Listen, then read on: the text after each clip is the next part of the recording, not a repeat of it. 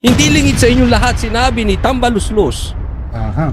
I will not go down alone.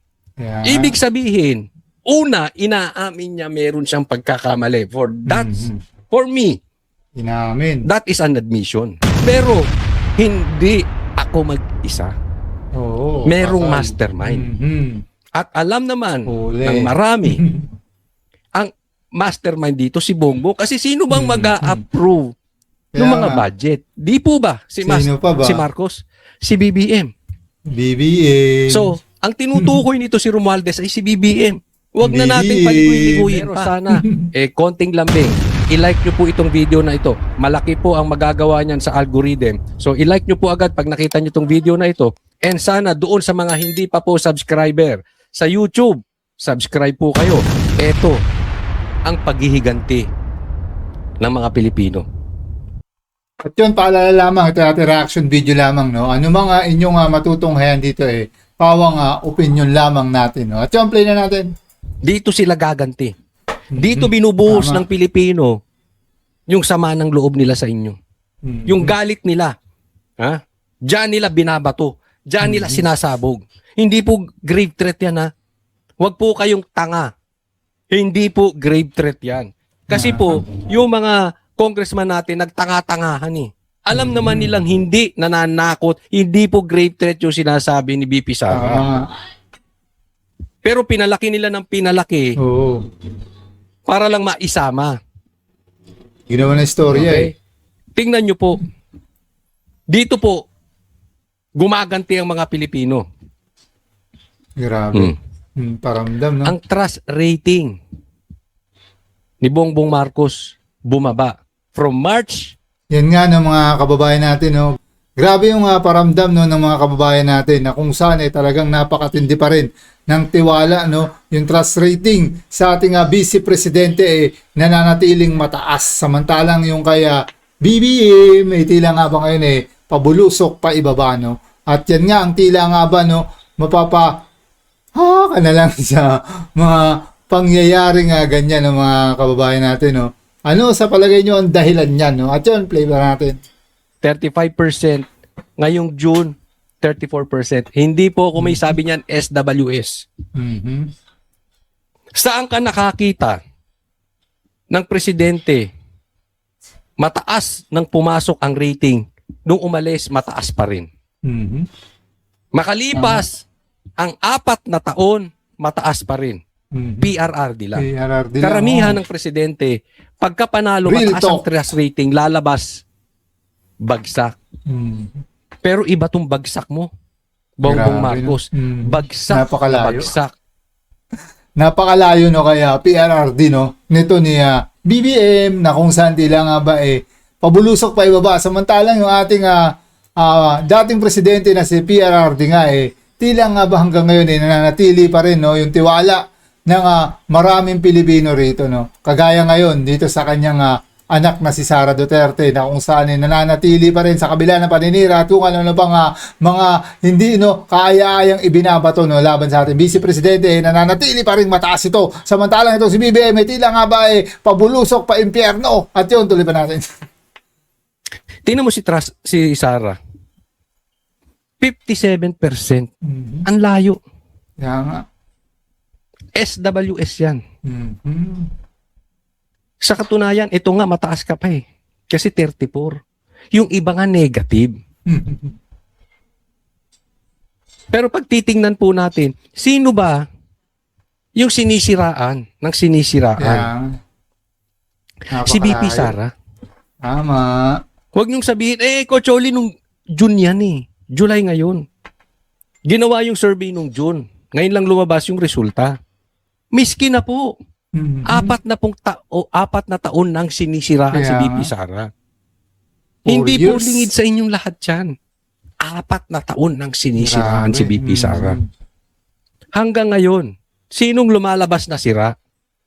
Si Bongbong Marcos. Ako, dito po natin pag-usapan sasampahan na daw ng kaso ito si Martin Romualdez ng Ombudsman. Dapat matagal Pero, na. Di ba ang tagal na nating narinig yan? Kaya nga. Pero ngayon daw sabi mismo, hinog na yan. Pag-usapan po natin. Baka mahilaw na naman. Abril nang isyuhan ng Sandigan Bayan 7th Division si dating House Speaker Martin Romualdez ng precautionary hold departure order. Ito'y dahil iniimbestigahan ng Ombudsman si Romualdez sa mga reklamong plunder at money laundering. Pero nakatanggap umano ng intelligence report ang Ombudsman na nagbabalak pa ring makalabas ng bansa si Romualdez. Matagal na naming gustong i-file to. Nandito na tayo sa punto na ito. Sana po hindi masayang yung ating trabaho. Nire-remind yung ating law enforcement agency. Teka muna, paputol natin dyan ha. Ang tagal nyo nang tinatrabaho yan. Otoy, attorney, Grabe, sana no? naman, totoo na yan. Mhm. Kasi alam nyo, ang dating talaga sa taong bayan, talagang ginagawa nyong tanga. Yun na nga mga kababayan natin, no, na kung saan ay naisasaad lamang dito na talagang ginagawa talagang tanga ang taong bayan itong umanoya patungkol no, sa dapat makasuhan o dapat mahuli o tunay na dapat na imbestigahan ukol nga dito sa flood control na to, no, na patuloy at patuloy na tila nga ba ay nililigaw na lamang ang katotohanan o talagang yung mastermind no, ang hinahanap ng sambayanan o ng taong bayan na tunay na talagang panagutin no, dahil nga sa pagnanakaw ng kaban ng ating bayan na nakakagigil lang kung iisipin dahil napakalaki ang nawawala no, sa kaban ng bayan at talagang dapat hindi manahimik ang taong bayan ukol rito at dapat talagang maparusahan ang katulad nga nila Romualdez no, at kung sino mga kakuntsaba at mga boss nito na alam naman natin kung sino ang boss ni Romualdez. At yun, tuloy pa natin. Ang dating sa taong bayan, scammer kayo. Mhm. Kasi isipin ninyo, ito yung matinding tanong ng taong bayan eh. Mhm. Wala pang nakukulong na mastermind. Kaya nga, Oo, mastermind, ikinulong na ilabas si... nyo. Hindi po. Kasi kahit po sasabihin natin, yun ay may katotohanan, kakapiranggot po yun. Sa laki po, trillion po ang nawawala sa flood control scandal. Grabe. Kahit sino doon sa mga nakakulong, napaka-imposible po na sila ay mastermind. Mhm. Napaka-imposible po na sila dapat ang pinag-iinitan. Kaya magtataka ka, bakit nakatutok sila doon sa impeachment ni BP Sara na ang pinag-uusapan ay 125 million pesos lang. Saklap. Samantalang, ang daming ebidensya laban sa mga ibang politiko Yun na nga. na milyon, bilyon ang natatanggap. Mhm. Di po ba? Tapos hanggang ngayon wala pa. Tapos matagal nang sinasabing may kaso. Pero kaya nga, aasahan namin yan. Dahil po, hindi namin po tatantanan to. Pasensya na, Boying Remulla. Matagal na pong mainit ang taong bayan sa inyo. Marami ako natatanggap na mensahe. Coach Oli, silipin nyo naman yan. Bakit yan nakafocus sa impeachment? Impeachment. Walang pupuntahan niyang impeachment na yan. Kahit ano man maging resulta niyang impeachment na yan, gutom pa rin tayo. Mhm. Kahit ano man maging resulta niyang impeachment na yan, tuloy pa rin ang nakawan ng gobyerno. Kaya nga. Abay, kalampagin nyo na yan si Boying. Kasi kung sino-sino ang mga hinahabol. Kaya Yun na nga no, masaklap na mga kababayan natin no.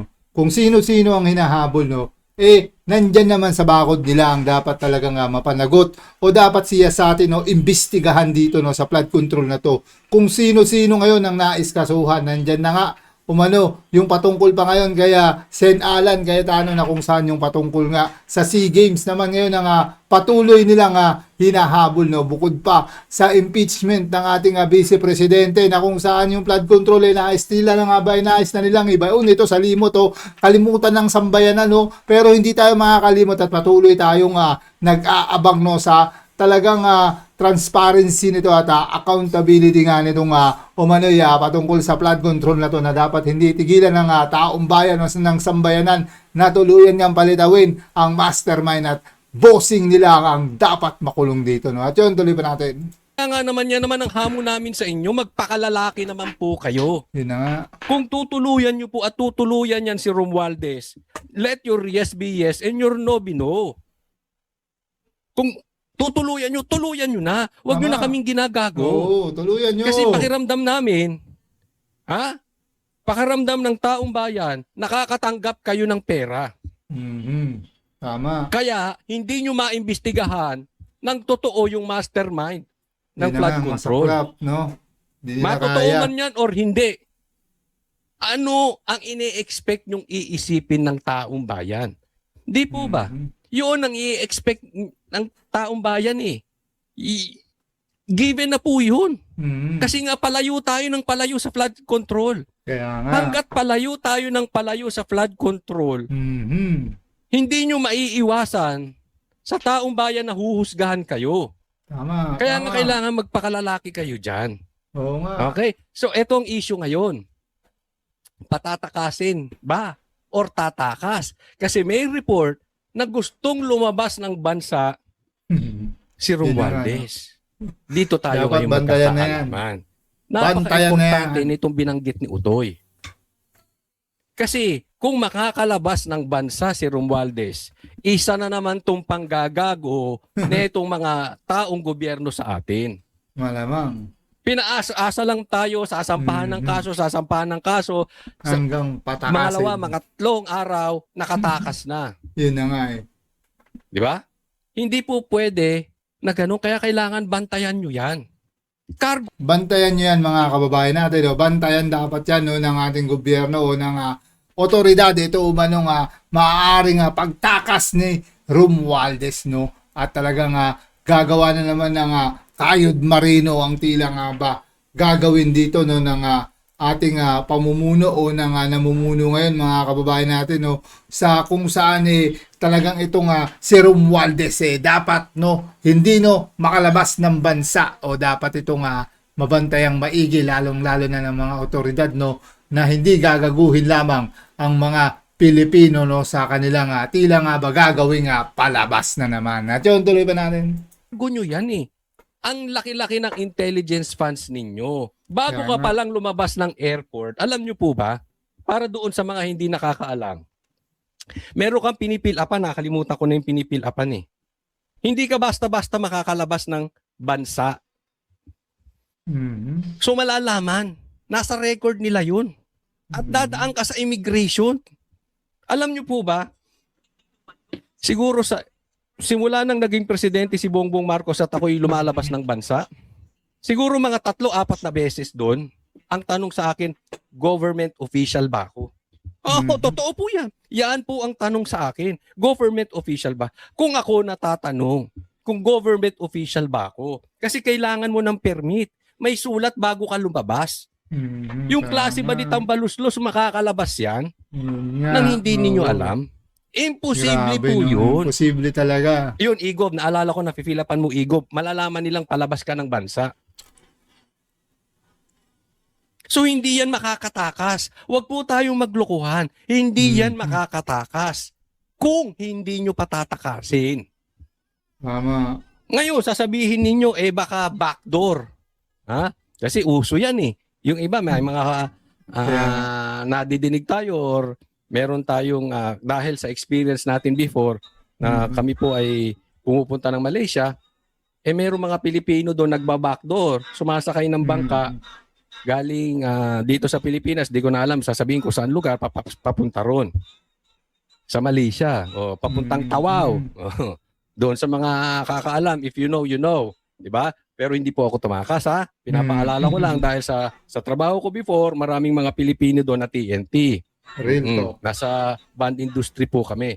So kaya alam ko yan. Yan ang sinasabi, baka naman makakatakas doon si pambihira sa laking mama ni Romualdez, makakatakas sa inyo. Kalabaw. Diba? Bakit hindi ninyo bantayan? Buhaya pala, buhaya Sa mga madaling salita, katakas. wag na po tayong magpalusot. Diba? Kasi kung gusto nyong bantayan si Romualdez, gusto nyo, sa laki ng pananagutan niya sa Pilipinas. Kailangan dito mga kababayan natin, no, lambat no para sa mga buhaya na hindi tuluyang makatakas, no. Gawan ng lambat, no. Lambat ang ipangharang upang tuluyan ng mapigil ang pagtakas ng mga buhaya no dito sa ating bansa. At yun, tuloy ba natin? Whether ito ay nasa investigasyon pa lang o hindi, sa laki po nun, nung paratang sa kanya, hindi po siya dapat makatakas. Pati na rin ang ating border control, to please watch out dahil malamang sa hindi niyan, lalabas ho siya sa informal channels. Nakatakda ng mag-preliminary investigation ng Ombudsman sa reklamong plunder at money laundering laban kay Romualdez at dating Congressman Zaldico. Pagkasagot ni Romualdez sa mga alegasyon laban sa kanila, magdedesisyon ng panel of investigators kung magsasampa na ba ng kaso o hindi Eto, sa Sandigan Bayan. ayan. So ngayon, ang sasampahan ng papakasuhan ng plunder ay si Tambaloslos, etong si Martin Romualdez at saka si Zaldico. Ngayon, eto yan. Baka mamaya, strategy na naman yan. Bakit ko po nasasabi? Kasi yan po ang nadidinig natin. Grabing strategy na Yan naman po yan. ang sinasabi ng bubuit natin. Yan po ay Class A information na natatanggap ko. Very possible na ito po ay exit plan ni Romualdez. Kasi tandaan nyo po dalawa yung na-impeach. Dalawa yung sinampahan ng impeachment sa Congress, di ba? Tama o mali? Tama or tamang-tama? Si Sara at si Marcos. Yung kay Marcos hindi nag-push through. Yung kay Sara nag-push through. Sa madaling salita, drama-drama. Para lang, mema. Mema sabi na patas sila. Sinampahan ng kaso parehas eh. Ganyan din yan nangyari. Kamakailan lang. Kay Cayetano, tama po ba? Tama, yan na Yung nga. kay Cayetano naman, ang gustong paimbestigahan ng NBI, itong SEA Games. Na ang tatamaan, di umano, ay si Dizon at saka si Cayetano. Tapos biglang pihit ang Malacanang. Yun na nga. Announce si Auntie Claire. Absuelto na si Dizon. So naiwan si Cayetano. Grabe, Tapos si no? Cayetano ang babakbakan. Ngayon ang usapin ngayon, sa Taguig naman sila mag-iimbestiga. Nakikita niyo halimbawa? Baka mamaya, Yeah. eto na naman po sila. Warla Drama na na naman. naman. Si Romualdez at saka si Zaldico iimbestigahan. Tapos lalabas sa report ng ombudsman, malayo. Walang magpapatunay na si Romualdez, walang ebidensya Yun na lang. siya ay Buladas dapat na kasuhan naman. ng plunder. Ang dapat kasuhan talaga si Zaldico. Ang problema, wala si Zaldico. So, anong gagawin ng gobyerno? Meron na silang sacrificial lamb. Si Zaldico. O di hayahay na buhay ni Marcos, Kaya nga. hayahay na buhay ni Tambaloslos. Kaya nga. Hindi lingid sa inyong lahat sinabi ni Tambaloslos, I will not go down alone.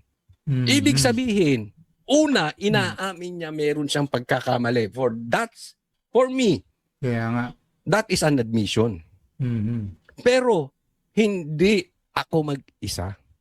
Merong mastermind. Malinaw na At sinabi alam yan. naman ng marami, ang mastermind dito si Bongbong. Kasi sino bang mag-a-approve ng mga budget? Di po Kaya ba? nga, Si sino pa Marcos, ba? si BBM. So, ang tinutukoy nito si Romualdez ay si BBM. Huwag na nating paligoy-liguyin pa. Kaya nga, posibleng gawing escape plan itong si Zaldico. Kaya nga. O ituturo na lang lahat nila kay Zaldico, pero si Romualdez wala talaga. So pag wala talagang kaso si Romualdez, tahimik siya. Kasi hindi nila pwedeng kasuhan eh. Bubuelta kay Bongbong Marcos. Plunder to. Tandaan po natin, plunder din yung kinaso kay Marcoleta. At pag plunder po, kulong yan habang iniimbestigahan. Hanggang mag-2028, nakakulong yan. Diba? At pag upo ni BP Sara, tapos to si Romualdez, lalo siyang walang magagawa. Kaya gagawa po ng paraan yan ngayon. Tatakas or patatakasin. Patatakasin sa pamaraan na sasabihin hindi siya guilty or walang ebidensya or walang sapat na ebidensya laban sa kanya. Posible ba yun, Coach Oli? Baka katang-isip lang yan ng bubuit mo. Kung ako tatanungin, posible. Bakit? Inimbestigahan to ng ICI, di ba? Siya at saka si Sandro Marcos. May nangyari ba dun sa ICI? Di po ba wala? Kaya nga umurong agad si Magalong. Dahil nag-iimbista si Magalong, tapos ayaw na siyang pag-imbestigahin. Yun na nga eh. Diba? Tapos anong nangyari yung investigasyon? Executive session. Hindi na dinig. Ano ba sinisigaw natin noon? Gawin yung live, yung investigasyon. Yeah. Anong sabi nila? Oo, gagawin naming live. Nung nagsimula na ginawang executive session, narinig nyo ba na naimbestigahan si Romualdez? Sige nga, taas ang Hindi. kamay. Sinong nakarinig sa inyo na Wala. live na naimbestigahan si Romualdez? Nga. Doon lang po tayo sa totoo. Sinong nakadinig sa inyo? Wala. Sinong Nga. nakadinig sa inyo na naimbestigahan ng ICI? Wala. Si Sandro Nga. Marcos. Wala. Nga. Diba? Pero sino Nga lahat. ang may kakayanan na bastusin ang flood control scandal? Si Aha. Marcoleta ba? O si Romualdez? Kung ikaw nag-iisip, alam mo na sagot. Huwag po yung kulay-kulay. Doon lang tayo sa totoo. Sino ang may pangyarihan maglustay ng budget ng congressman? Si Defensor ba?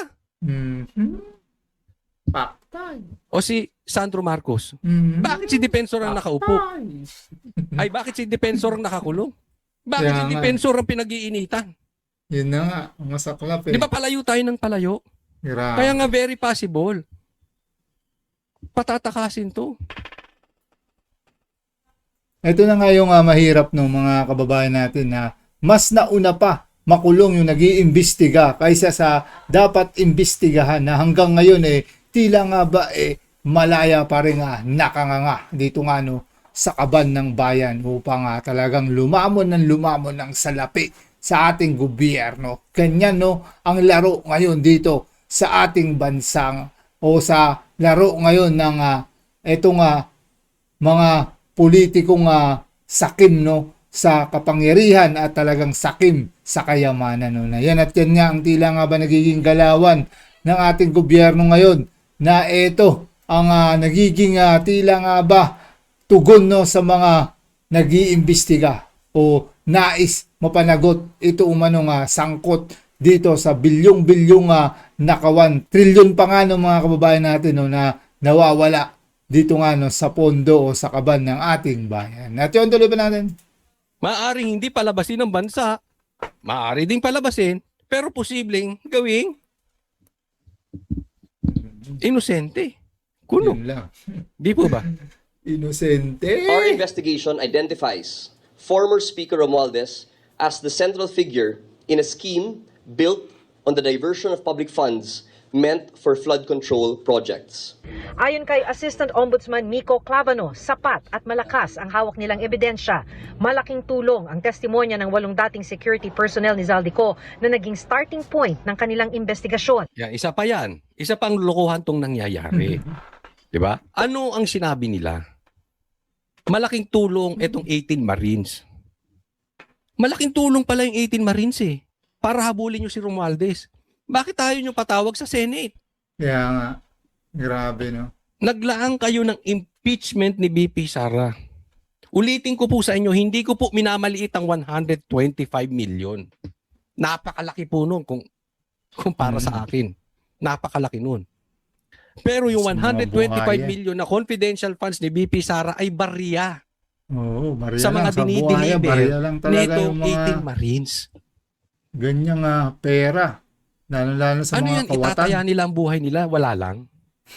Kaya nga. Hindi po ba?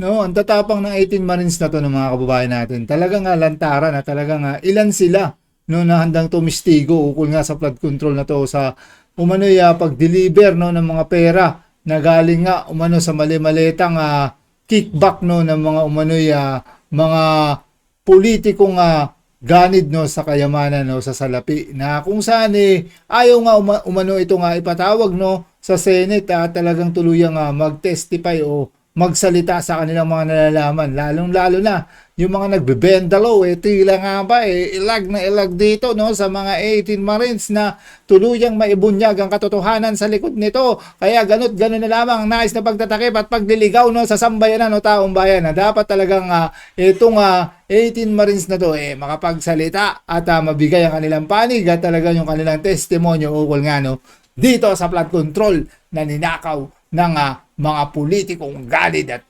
talagang mga buaya. At yun, tuloy pa natin. Ultimo ombudsman, ginamit yung kanilang testimony. Ibig sabihin, tiwala silang totoo. Kaya nga. Ang problema ng gobyerno natin ngayon, hindi equal protection of the law. Mhm. Double standard. Mhm. Ang gusto nila, pipiliin lang nila yung papakinabangan nila Kaya nga. na information, yung hindi.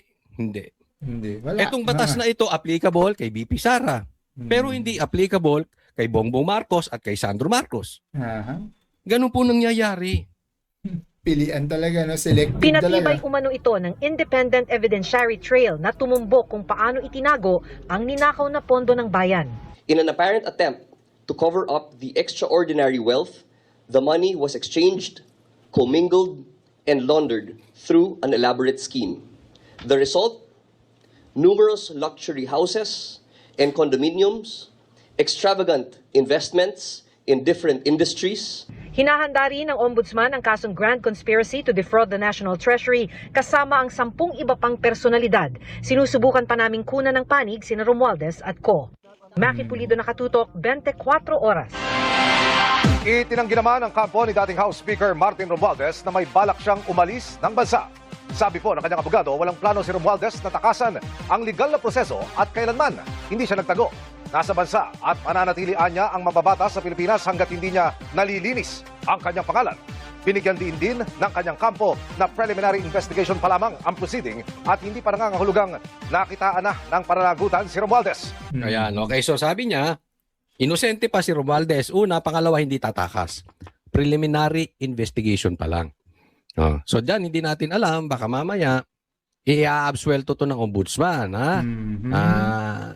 Kung hindi man ng ombudsman, i-absuelto nito ni Bongbong Marcos o i-absuelto to nung kung sino, Poncio Pilato. Coach Oli, legal ba yun? Bendalo na nga umiiral. Bendalo nga, bendalo. Si Defensor nga nakakulong. Kaya nga. Ito nga nakalaya. Mhm. Lahat po ngayon po pwede nilang gawin. Hindi ako naniniwala na hindi nila pwedeng gawin yan. Alam nyo bakit? Kaya ako naiisip to. Isa pang rason, posibleng drama na naman to eh. Tama. Kunwari, inaano si Nako. Romualdez. Kunwari, kasi kita nyo biglang nahinog. No? Kakasuhan Magsusona na. eh. Ipagyayabang mo na naman sa SONA. Kasi SONA na sa Lunes. Kaya nga. Huwag nga tayong maglokohan. Bigla-biglan, ang tagal nang inaantay ng taong bayan. Ang tagal nyo nang nanangangako. Nauna pang Grabe. nakulong si Marcoleta. Kaya nga. Nataon na naman. Itong gobyerno na to, ang daming nagkataon. Si Cayetano biglang iimbestigahan yung 2019 SEA Games. Grabe. Di ba? Lahat na lang nagkataon. Hindi raw papapasukin ng EDCA, pero pinapasok, nagkataon na naman. Paiimbestigahan kung sino-sinong kalaban. Nagkataon na naman. Ano yan, nagkataon na naman? Sobrang nagkataon. Nakakasuhan na? Pagkakataon. Si Romualdez kuno? Dahil mag-sosona? Jesus. Kaya Bongbong Marcos, huwag kang supot. I respect you Pisot. dahil Pisot. presidente ka ng Pilipinas. But I don't respect you as a person. Sa totoo lang. Kasi pag hindi ito na kulong at sasabihing inosente na naman, kulang na naman ng ebidensya, pinagluloko nyo na naman ng Pilipino. Kaya nga. Meron ka lang mapagyabang sa SONA. Kaya nga. Ano pinagyabang mo noon sa SONA? Mahiya naman kayo. Hindi ka ba nahihiya hanggang ngayon? Yung Hanggang mga congressman na mayroong mga Bumahana ghost ng projects na walang kalaya.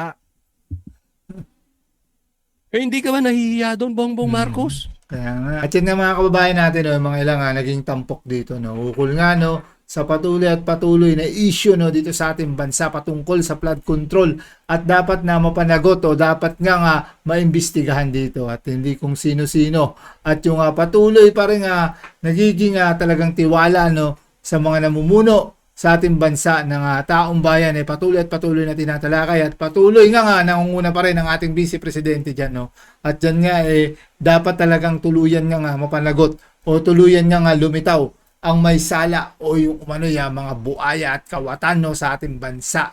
Yung mastermind ng patuloy na hinahanap ng taong bayan, no, na yan at yan naman talaga ang punot dulo ng mga nakawan no, dito sa ating bansa. Na sana nga tuluyan niya nga mahuli na o tuluyan na nga talagang mautas itong mga buaya sa ating bansa, no, na dyan makikita lamang natin na talagang napakalawak at talagang napakalaki ang nakukulimbat no, ng mga buayang to sa ating bansa. At yun na bahala nga magkomento pa, no, na nice pa komento pa tungkol dyan. At yun muli, syempre, no, hanggang sa muli nating pagkikita, mga kababayan.